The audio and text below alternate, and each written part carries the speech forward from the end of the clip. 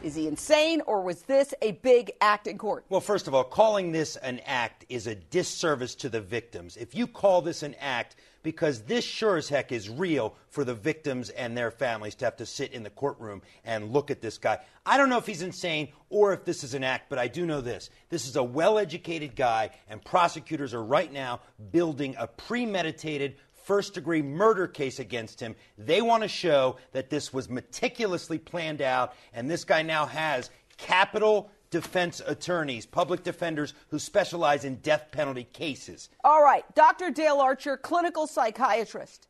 An act or insane? Because I got to tell you, I was watching him in court, and I want to show him in court again today, and my gut told me that all the rolling of the eyes and the pouty looks and the closing of the eyes and all of that, to me, my gut, and I could be wrong, but it told me it was an act.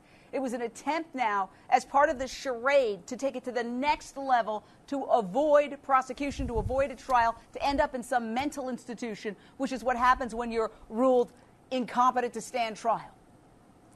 No, I don't think it was an act, Jane. I think he's psychotic. And remember that in order to get an insanity plea, that's the severest type of psychosis. But what you're seeing when he reacts with those different eye movements and opening and closing and all, he's reacting to his inner reality, not to what's going on in the courtroom. He's delusional. He's having hallucinations, and that's why you're getting that reaction. I'll also throw in, he was not medicated. It's very difficult to get a psychiatric medication in prison. Mark Eiglarsh, an act or insane? I'm saying an act. Dr. Dale Archer says he's psychotic. Well, Jane, we've got to focus on the issue. Let's just say it's an act. Let's say they gave medication. That's not the issue. Let's understand what would happen.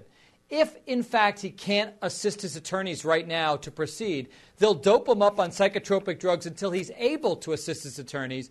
The more important issue is, was he insane at the time? And the defense then would have to show that he has a mental defect or a disease, and that because of that defect or disease, he did not know right from wrong at the time. And Jane, with what we know now, there's a wealth of information that clearly illustrates that he knew right from wrong at the time, even if he was suffering from some mental defect or disease.